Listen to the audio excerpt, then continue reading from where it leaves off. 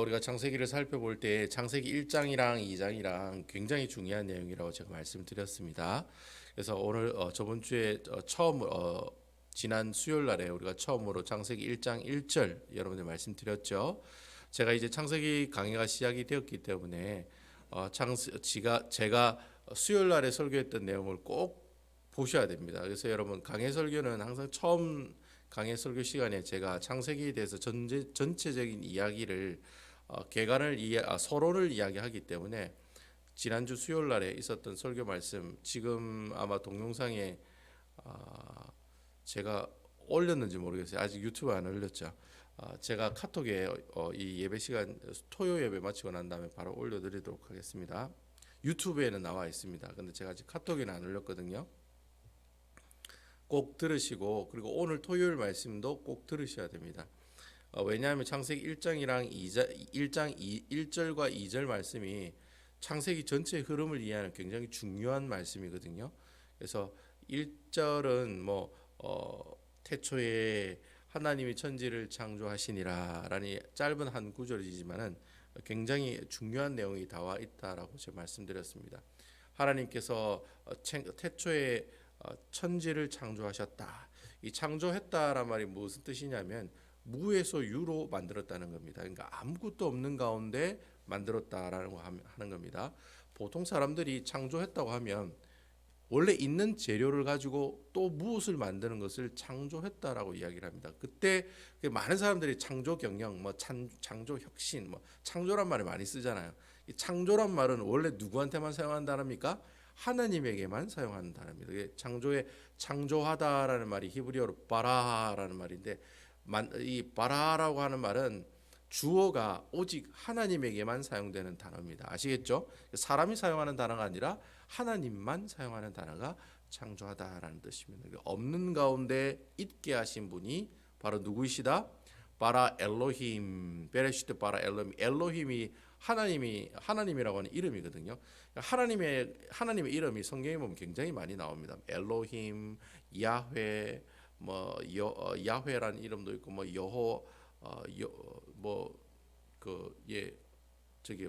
갑자기 생각이 안 나요. 여호와 라파, 여호와 이레 하여튼 치료자의 하나님, 지금까지 함께 하신 하나님, 임마누엘이신 하나님, 하여튼 하나님의 이름이 성경에 보면 여러 가지 이름으로 나와 있습니다. 그래서 어떤 좀 신앙이 좀 별로 없으신 분들은 왜 하나님 이름이 이래 많아?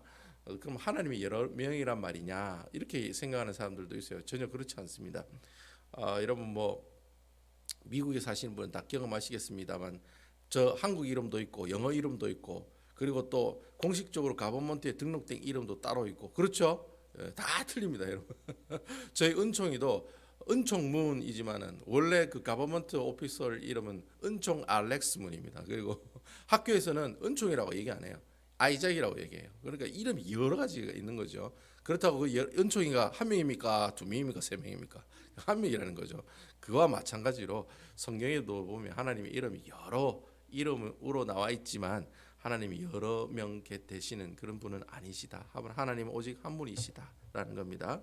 그래서 창세기 1장 1절 자체가 이렇게 무에서 유로 만드신 그 하나님이 어떤 하나님이다?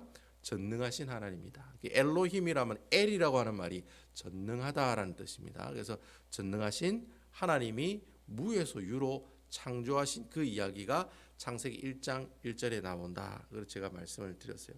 근데 여러분 사실 성경을 아주 논리적으로 하나하나 보는 분들이 이 창세기 1장 1절을 보고 난 다음에 2절을 딱 보면 이게 좀 성경이 좀 이상하다 이렇게 이야기하는 분이 있습니다.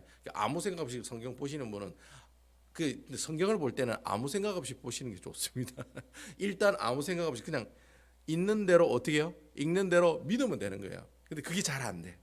예수를 오래 믿다 보면 꼭 보면 어떻게 해요? 말씀을 보면 의심이 생기고 이 말씀이 어떤 내용인지 궁금하게 되죠. 이제 거기서부터 이제 하나님의 말씀을 듣게 되고 공부하게 되는 그런 이제 시작이 되는 거죠. 그래서 성경을 좀 아주 논리적으로 보는 사람은 창세기 1장 1절을 딱 보고 난 다음에 2절 말씀을 딱 보면 이거 좀 이상하다라고 이야기하시는 분들이 있다라고 하는 겁니다. 왜냐하면은 1장 1절에 보면은 태초에 하나님이 천지를 창조하셨잖아요. 근데 2절에 보면은 뭐라고 되어 있습니까? 땅이 갑자기 뭐예요? 혼돈하고 공허하며 흑암의 깊음 위에 있다 이렇게 얘기하고 있는 거예요. 그러니까 1절에는 하나님이 천지를 창조했다는 말이 나오는데 갑자기 2절에 보면은 창조하신 그 땅이 뭐예요? 혼돈하고 공허하고 흑암의 깊음 위에 있다라고 말하고 있다는 거예요.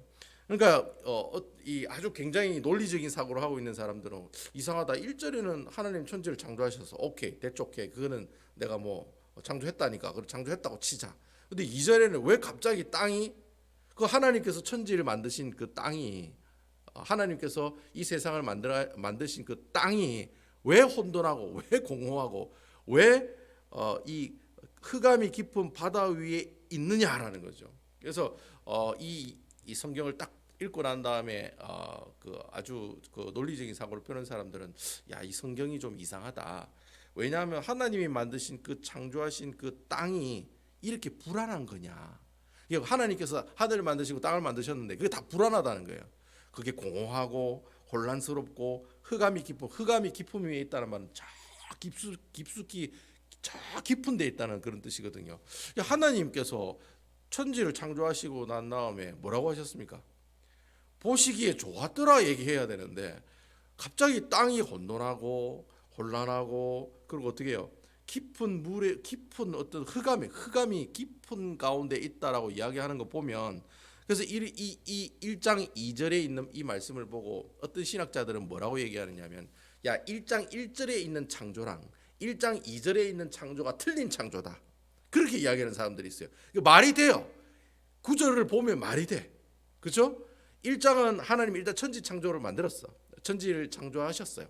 근데 2절에 보면 땅이 혼란하고 혼돈스럽고 막 흑암이 깊음이 있다는 말을 딱 들으면 이거는 하나님이 처음에 만든 땅하고 지금 땅하고 차이가 있다는 거예요, 없다는 거예요? 있다는 거예요. 글자만 봐도 있다는 거예요. 그래서 어떤 사람은 어떤 신학자는 진짜 실질적으로 그렇게 얘기하는 신학자들이 있어요. 창세기 1장 1절에 있는 창조랑 창세기 1장 2절에 나오는 이후부터 나오는 창조는 서로 틀린 창조라는 거예요. 그게 재창조설을 주장하는 사람들의 특징입니다. 그래서 그 사람들 주장이 그거예요. 1장 1절을 일단 하나님 천지를 창조해서 보기 좋았더라 그래 얘기했다는 거예요. 근데 2절에는 갑자기 하나님이 천군천사와 이 그 사탄의 사탄의 무리와 뭐 했다? 한판 전쟁을 벌였다는 거예요. 일단 사람들이 얘기하는 천사와 하나님이 한판 대판 싸웠다는 거예요. 대판 싸워가지고 그 땅이 어떻게 됐다? 황폐하게 됐다. 그래서 지금 땅이 혼돈하고 혼란스럽고 어떻게 해요? 공허하고 흑암이 깊음이 있다라고 표현합니다. 라고 주장하는 신학자들이 있다는 거예요. 이게 이제 재창조설을 주장하는 사람이에요. 그러니까 창세기 1장에는 창조가 몇 번 있다는 거예요? 2번이 있다는 거예요. 한 번만 있는 게 아니라 2번이 있다라고 주장하는 신학자들도 있다는 거예요. 근데 우리 교회에서 우리 보수적인 교회에서는 이 내용을 받아들여요, 안 받아들여요? 받아들이지 않습니다. 창조가 뭐 2번이나 있습니까? 창조를 한 번이면 심하게 땡이지. 근데 이 말씀을 가지고 어떻게 해요? 꼬투리를 가지고 창조는 2번의 창조가 있다라고 이야기하는 사람도 있다라는 거예요. 일단 우리는 이 사실을 믿는다 안 믿는다? 우리는 안 믿는다 말이죠. 아시겠죠? 자, 그러면 왜 이렇게 1장 1절에 있는 말씀이랑 1장 2절에 있는 말씀이 틀리느냐? 틀린 이유가 있어요. 여러분 앞으로 구약 성경을 보실 때 이 구약 성경은 누가 지었습니까? 이스라엘 백성들이 구약 성경은 즉 이스라엘 백성이 있는 모세가 지은 책이잖아요. 그렇죠? 근데 보통 구약 성경은 이스라엘 백성들이 기록한 책이거든요. 여러분 앞으로 구약 성경을 공부할 때 이 구약 성경을 기록한 히브리 사람들의 특징이 있습니다. 무슨 특징이냐면 항상 글을 쓸 때 제일 처음에 주제가 나온다는 거예요. 어디에 주제가 나와요? 제일 처음에 주제가 나온다는 거예요. 예를 들어서 문 목사에 대해서 설명을 하려면 어떻게 얘기합니까? 문영주 목사는 샬롯 베다니 장로교회 담임 목사이다 하고 먼저 딱 이야기를 한단 말이에요. 딱 이야기를 하고 그다음 문 목사는 키가 몇이고 몸무게가 몇이며 부인의 이름은 전명지 씨이고 그리고 첫째 아들은 은택이, 둘째는 은파, 셋째는 은총, 나이는 몇 살이고 첫째, 둘째, 셋째는 어디 학교 어떻게 다니고 은총이는 지금 3학년이 앞으로 될 예정이고 지금 샬롯의 어느 동네에 살고 있고 교회가 베다니 장로교회 다니고 뭐 그렇게 다니고 있다 뭐 이러면서 가족에 대해서 쭉 설명하면서 제일 마지막에 가서 또 한판 결론을 맺는 거예요. 고로 문영주 목사는 베다니 장로교회 뭐다? 담임 목사이다. 주로 이런 패턴으로 글을 쓴다는 거예요. 제 말 무슨 말인지 아시겠죠? 자, 그런데 그러면 그런 패턴을 오늘 이 창세기에도 똑같이 그런 패턴으로 쓰고 있다는 거예요. 창세기를 이런 패턴으로 쓰는 것을 좀 문학적인 용어로 뭐라고 얘기하냐면 두괄식으로 썼다라고 이야기해요. 그러니까 처음에 머리 두자잖아요. 머리에 먼저 주제를 땅 때리는 거예요. 예. 박한문 권사는 이런 여자입니다 하고 딱 이렇게 먼저 얘기를 해요. 얘기를 하고 그다음 어떻게 해요? 박한문 권사님에 관한 이야기를 쫙쫙쫙쫙 설명한다는 거예요. 그 가족도 설명하고 어디에서 태어났고 충청남도 그 시기 뭐 어디에서 태어나고 이런 얘기를 쭉 한단 말이죠. 그렇게 글을 쓰는 방법을 두괄식으로 쓴다라고 이야기해요. 그래서 성경을 볼 때 항상 뭐 어디가 중요해 가면 성경을 볼 때 어디를 잘 봐야 돼요. 처음을 잘 봐요. 처음하고 끝을 잘 봐야 돼요. 처음을 잘 보며 잘 봐야지만이 그 전체적인 내용을 알 수가 있습니다. 이런 특징들이 있어요. 그래서 여러분 성경에 볼 때 처음 부분이 참 중요하구나. 그래서 여러분 구약 성경을 볼 때 제일 처음 나오는 구절을 잘 보셔야 돼요. 그 내용이 성경에 나온 그 책에 나오는 모든 책에 뭐다? 주제가 나와 있다는 게 핵심 키포인트가 1장 1절에 아니면 그 앞부분의 내용에 다 나와 있다는 거예요. 자, 그럼 그래서 제가 여러분 창세기 1장 1절을 설명할 때 창세기 1장 1절은 창세기 전체적인 내용을 다 설명한 내용이 다 들어가 있다고 했어요? 안 들어가 있다 했어요? 다 들어가 있다고 제가 말씀드렸잖아요. 창세기가 무슨 내용이에요? 태초에 하나님이 천지를 창조하셨다 그 얘기를 하려고 창세기에 있는 전체적인 내용이 나온다는 거예요. 아시겠죠? 그래서 그 1장 1절이 그만큼 중요하다. 그래서 제가 어떤 목사님은 그렇게 주장한다 했잖아요. 창세기 1장 1절은 창세기 주제가 아니고 무엇의 주제다? 성경 66권의 전체적인 뭐다? 주제다. 그렇게 주장하는 신학자와 목사님들도 있더라고요. 제가 볼 때 말이 맞다는 그 말도 맞다는 거예요. 창세기 1장 1절은 성경 66권 전체가 누구에 관한 이야기를 했습니까? 그렇게 얘기하시면 안 되지. 누구에 관한 얘기가 나온댔습니까? 예수님에 관한 얘기가 나온댔잖아요. 그래서 제가 베레시트 바라 엘로임 할 때 그 베레시트 안에 누가 들어가 있다 했습니까? 장막의 머리 대신 누구예요? 시작과 종말을 나타내는 분이 계시니 그 뜻이 베레시트라고 했잖아요. 장막의 머리가 누구예요? 교회의 머리가 누굽니까? 예수 그리스도라고 하는 거예요. 그러니까 창세기 1장 1절만 딱 봐도 성경 66권에 나오는 내용이 무슨 내용이라는 것을 딱 알 수 있을 만큼 중요한 내용이 창세기 1장 1절이라는 거예요. 자, 그러면 창세기 1장 1절은 창세기 전체적인 주제를 나타내는 구절이다. 좋아요. 그렇게 우리가 이제 알고 있다라는 거예요. 그럼 창세기 1장 2절은 무슨 내용이냐? 이 2절은 앞에 있는 내용과 연결되는 내용이 아니라는 거예요. 따로 나오는 내용이라는 거예요. 창세기 1장 2절은 여러분 3절부터 무슨 내용이 나옵니까? 창세기 1장 3절부터 무슨 얘기가 나옵니까? 예? 감으로 무슨 얘기가 나오겠습니까, 여러분? 예, 창조에 관한 이야기가 나올까요, 안 나올까요? 3절부터 뭐가 나옵니까? 예, 첫째 날에 하나님 빛과 어둠 만드시고 그 얘기가 이제 나온다는 거예요. 그래가지고 첫째 날에 하나님께서 빛과 어둠을 만드시고 둘째 날은 거시기를 만들고 셋째 날은 거시기를 만들고 넷째 날은 거시기를 만들고 딱 그런 얘기가 나오죠. 첫째 날부터 여섯째 날까지 만드시고 일곱째 날은 쉬시더라 그런 얘기가 나오잖아요. 그러니까 앞으로 3절 이후부터 쭉 있을 그 창조 기사에 관한 내용의 주제가 어디에 나오는 거예요? 창세기 1장 2절에 나오고 있다는 거예요. 아시겠죠? 그러니까 창세기 1장 1절은 창세기 전체의 주제가 나와 있고 창세기 1장 2절은 앞으로 첫째 날, 둘째 날, 셋째 날, 넷째 날, 다섯째 날, 여섯째 날까지 나오는 그 창조를 만드신 순서에 관한 내용에 뭐가 나오는 거예요? 주제가 나오는 말씀이라는 거예요. 아시겠죠? 자, 그러면 여러분 1장 1절과 2절에 있는 말씀 이해하시겠죠? 그래서 1장 2절도 뭐예요? 앞으로 나오는 글에 대한 주제가 나오는 내용이다라는 거예요. 그럼 그 주제를 무엇으로 삼았느냐? 자, 그 주제를 무엇으로 삼았느냐? 자, 2절에 있는 내용 그럼 우리가 한번 보십시다. 그럼 도대체 이 2절에 있는 내용이 무엇에 관한 주제를 이야기하고 싶어서 이렇게 2절에 있는 말씀을 이야기하고 있느냐? 자, 그럼 창세기 1장 2절에 있는 내용 우리 다시 한번 읽어보겠습니다. 시작. 땅이 혼돈하고 공허하며 흑암이 깊음 위에 있고 하나님의 영은 수면 위에 운행하시니라. 여기 보면은 앞으로 창조 기사가 일어나는 첫째 날 빛과 어둠, 둘째 날 궁창, 셋째 날 하나님께서 또 이래 만드시고 넷째 날 만드시고 이래 쭉 이래 만드실 건데 그 만드신 그 모든 포커스가 어디에 있다라고 지금 얘기하고 싶은 거예요. 어디에 있다고 얘기하고 싶은 거예요. 앞으로 일어나는 창조의 포커스가 어디에 있다고 지금 얘기하는 거예요. 여러분 성경을 보세요. 제 얼굴을 보시면 안 되죠. 무엇이 뭡니까 예, 뭘 중심으로 이야기하겠다는 거예요, 여러분. 아니요, 그 나와 있잖아요. 그거 보면 하나님이 수면 위에 운행하신다 그 얘기하고 싶어서 얘기하는 게 아니라 뭐예요? 뭘 얘기하는 거예요? 앞에 보니까 무엇이 혼돈하고 무엇이 땅이 혼돈한다. 자, 여러분 잘 보세요. 첫째 날부터 여섯째 날까지 앞으로 하나님께서 창조하실 것들이 있는데 그 창조의 포커스가 어디에 있다는 거예요?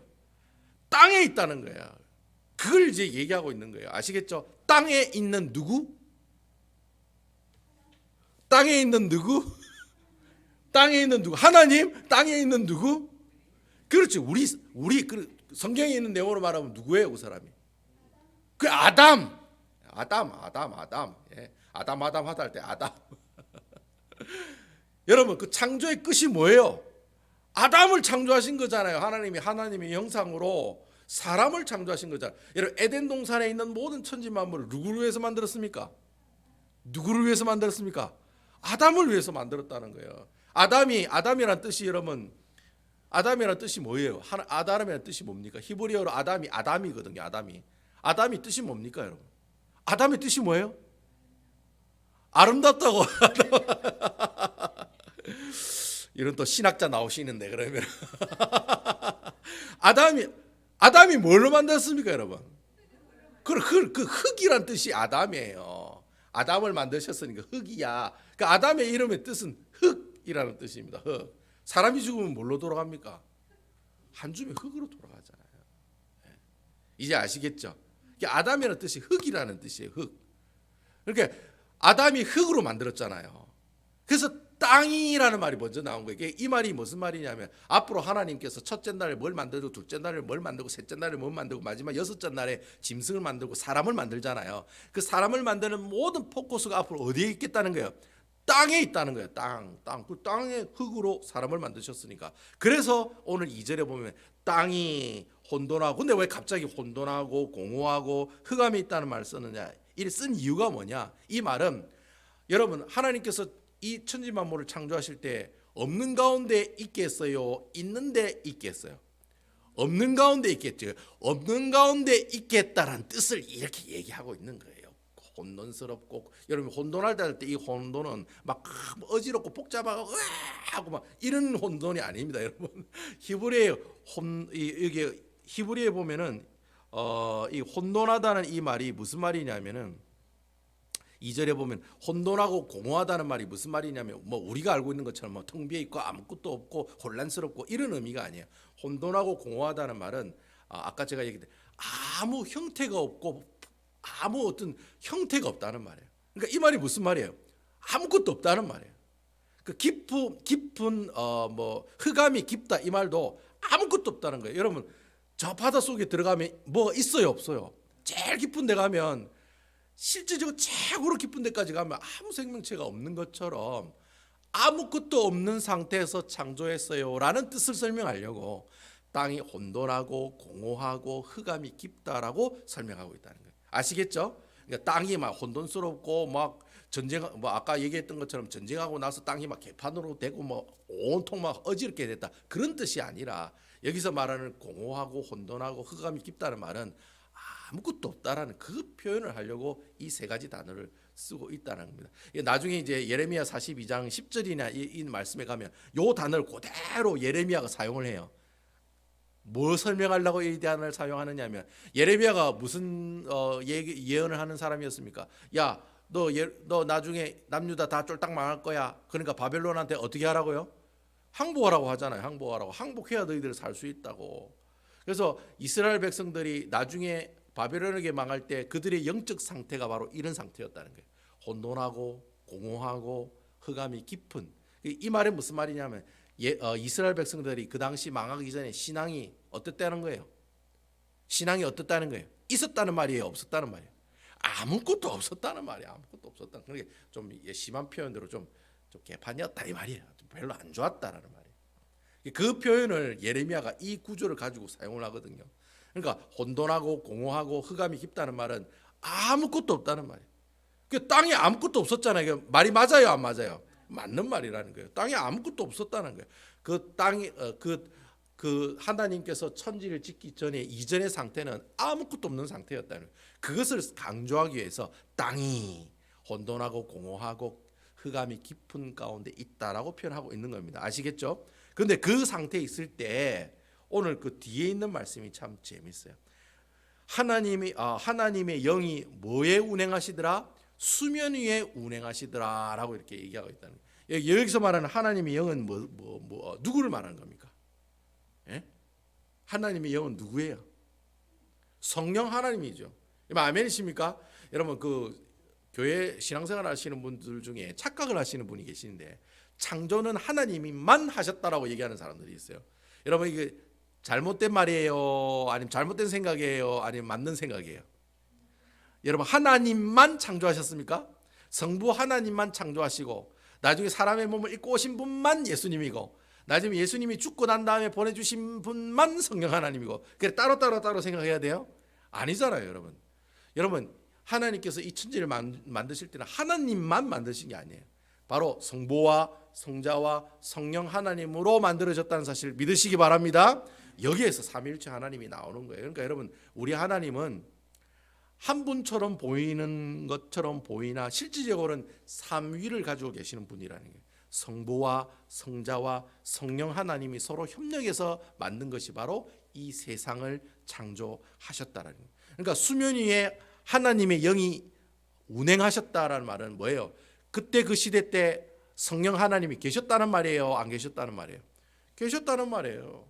아시겠습니까, 여러분?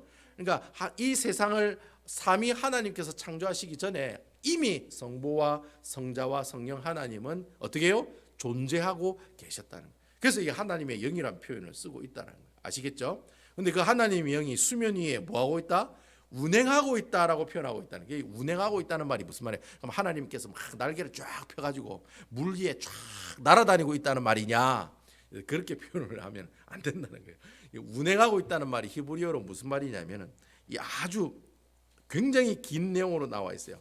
이 내용이 뭐냐면은 새가 알을 보호하기 위해서 날개를 쫙 이래 펴가지고 알을 딱 덮고 있는 상태다. 이 이야기가 바로 운행하다라는 뜻을 가지고 있다는 겁니다. 자, 아시겠죠? 자, 여러분 하나님의 영이 수면 위에 운행한다는 말이 운행하다는 말의 이 히브리어의 원래 뜻은 새가 자기가 낳은 알을 보호하기 위해서 날개를 쭉 펴가지고 어떻게 해요? 그 알을 날개로 탁 덮어가지고 보호하고 있는 그 상태를 운행한다라는 뜻으로 사용하고 있다는 거예요. 자, 그럼 여러분, 그럼 이 말씀을 딱 보면 우리 느낌이 딱 오잖아요. 하나님께서 이 세상을 창조하실 때 어떤 마음을 가지고 창조하셨다는 겁니까? 예? 어떤 마음을 가지고 창조를 하셨을까요? 어미새가 알을 보호하는 그 마음이 그 뭐예요? 그걸 뭐라고 해요? 예? 아이 그 말을 두 자로 그냥 딱 뭐예요? 사랑, 러브, 예? LOVE 뭐 이랬습니까? 뭐 YMCA 할 때 LOVE 사랑이라는 거예요. 여러분 아멘이시죠? 자, 하나님이 이 천지를 창조하실 때 어떤 마음을 가지고 창조하셨느냐? 예?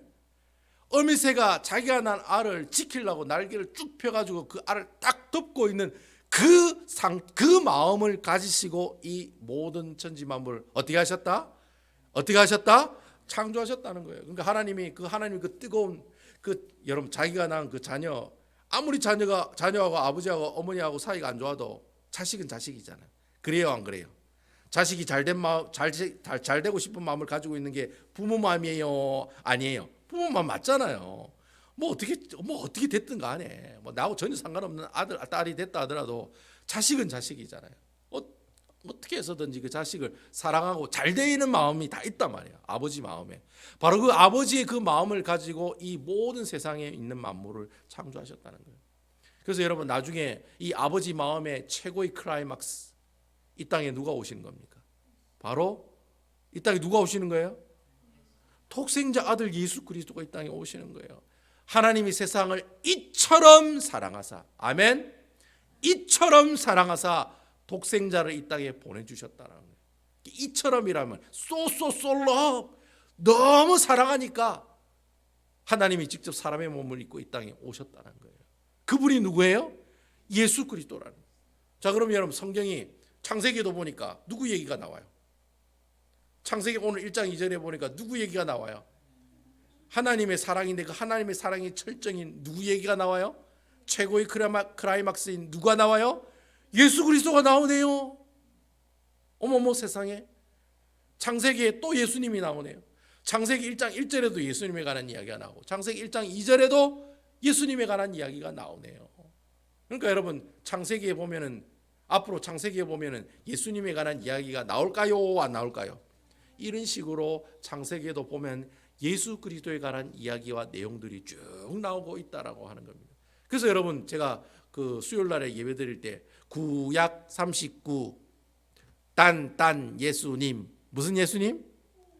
오실 예수님. 장로님 잘 기억하셔야 됩니다. 신약 27 오신 예수님. 아이고 예 기억하고 계시네. 이거 제가 절대 잊어버리면 안 된다고 내가 계속 얘기했습니다. 여기서 구약과 신약에 있는 모든 내용이 누구에 관한 이야기라고요? 예수 그리스도에 관한 이야기다라는 겁니다. 그 얘기가 하나님의 나라라고 하는 그 나라라는 큰 주제 가운데 예수님에 관한 이야기가 나오는데 그 예수님에 관한 이야기 설명하려고 이 구약에 있는 많은 성경을 지은 사람들이 무엇을 가지고 두자 무엇을 가지고 설명을 해요? 언약을 가지고 설명한다고 그랬죠. 그래서 제가 성경 공부할 때 세 가지 꼭 외우라고 그랬죠. 첫째, 하나님의 나라. 둘째, 예수님. 셋째, 언약. 이 세 가지는 꼭 가지고 있어야지만이 구약 성경을 해석해 나갈 수가 있다라고 제가 말씀을 드렸습니다.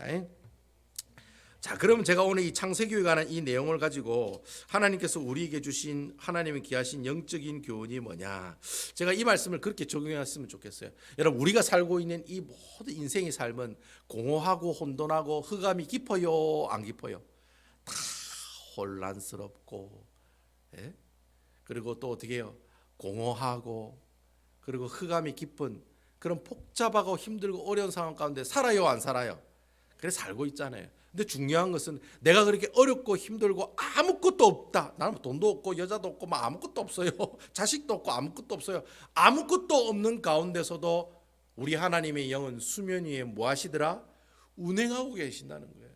그러니까 내가 지금 살아가는 이 인생이 뭐 어떤 사람은 더덥다, 살 마음이 안 난다, 뭐 살 가치가 없다고 생각한다. 그래서 여러분 자살이 하나님 기뻐하세요? 싫어하세요?